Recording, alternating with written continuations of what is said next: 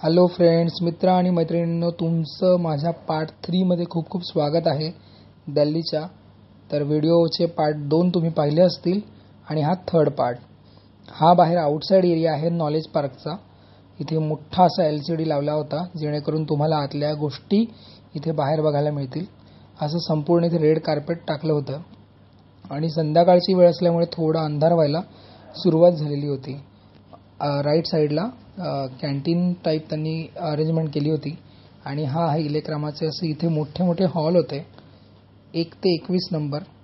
तर इथे कोणत्या हॉलला जायचं आहे असं संपूर्ण तिकडे मार्गदर्शन करणारे त्यांनी फलक तिथे लावलेले होते.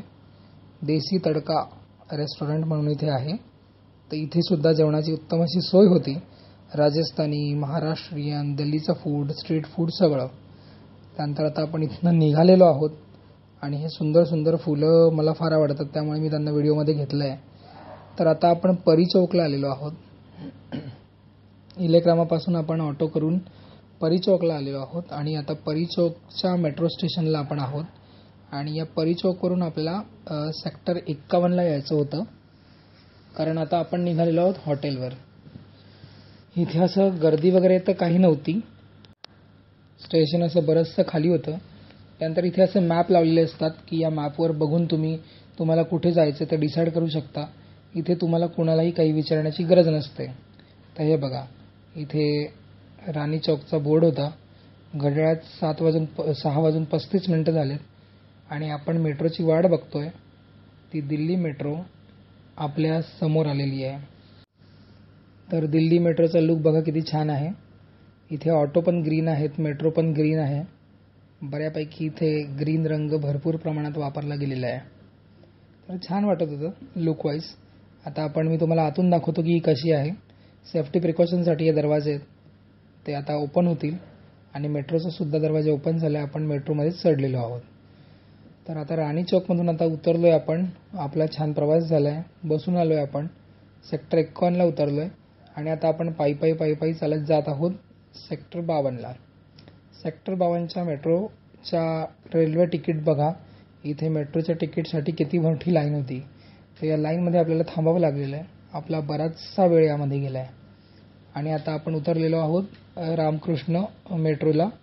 तिथे उतरून पुन्हा एकदा आपण ऑटो केलेला आहे आणि पहाडगंजला जिथे आपलं हॉटेल आहे तिथे आपण आता जाणार आहोत. तर पहाडगंजच्या हॉटेलला अशा या ऑटोतनं आपण प्रवास केला आहे.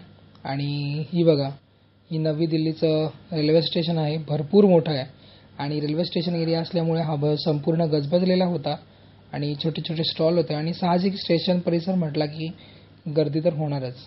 आणि अशा प्रकारे आपण याच्यात मस्त बसलेलो आहोत. रूममध्ये आल्यानंतर आपण बाहेर जाण्याची आपल्याला ताकद नव्हती कारण दिवसभर आपण थकलेलो होतो. त्यामुळे आपण बटर रोटी वगैरे, दाल राईस जेवढ्या पण गोष्टी होत्या त्या आपण हॉटेलमध्येच मागवून घेतलेले आहेत आणि आपलं जेवण संपूर्ण फिनिश करून आता आपण तुम्हाला आजच्या कार्यक्रमातले आमचे स्वतःचे काढलेले फोटोज, काही सेल्फीज आम्ही तुम्हाला दाखवणार होतो. तर तुम्हाला माझा लुक कसा वाटला, माझा ब्लेझर कसा वाटला ते नक्की तुम्ही मला कमेंट सेक्शनमध्ये सांगायचं आहे. आणि तुमचे जर माझ्यासाठी काही सजेशन असतील ते सुद्धा तुम्ही मला कमेंट सेक्शनमध्येच सांगायचं आहे. आणि हा पार्ट 3 आहे. याच्या आधीचे 2 पार्ट आहेत.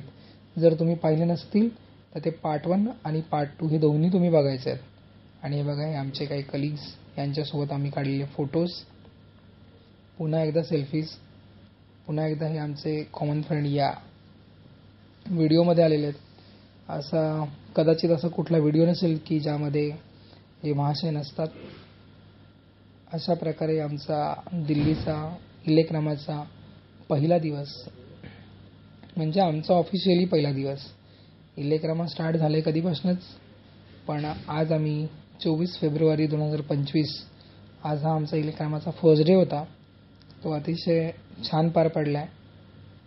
काहीतरी भरपूर अशा गोष्टी शिकायला मिळाल्यात.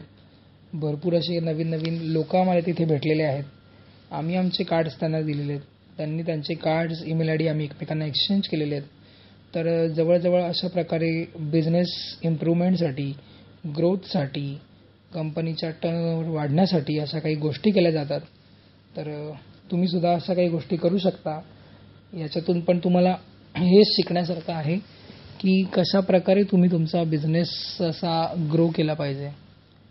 तर तुम्हाला हे असे स्टॉलचे फोटोज, कॅफेटेरिया कॅन्टीनचे फोटोज आणि हे प्रत्येकाच्या स्टॉलवरचे जिथे आम्हाला काही स्टॉल आवडलेत त्या स्टॉलचे फोटोज मी इथे काढलेले आहेत. तुम्ही सुद्धा या इलेक्रामा एक्झिबिशनला जर इंजिनिअरिंग बॅकग्राऊंडचं असेल तुमचं, इलेक्ट्रिकल, इन्स्ट्रुमेंटेशन, इलेक्ट्रॉनिक्स वगैरे, तर तुम्ही नक्कीच इथे भेट द्या. हे जे एक्झिबिशन आहे हे 26 तारीखपर्यंत आहे. तर आता आपण व्हिडिओ इथेच थांबवूया. तुम्ही हा पार्ट 3 सुद्धा शेवटपर्यंत बघितला त्याबद्दल तुमचे खूप खूप आभार. धन्यवाद. पुन्हा भेटूया नवीन काहीतरी विशेष अशी माहिती घेऊन. तोपर्यंत तुम्हा सगळ्यांना गुड नाईट, स्वीट ड्रीम्स.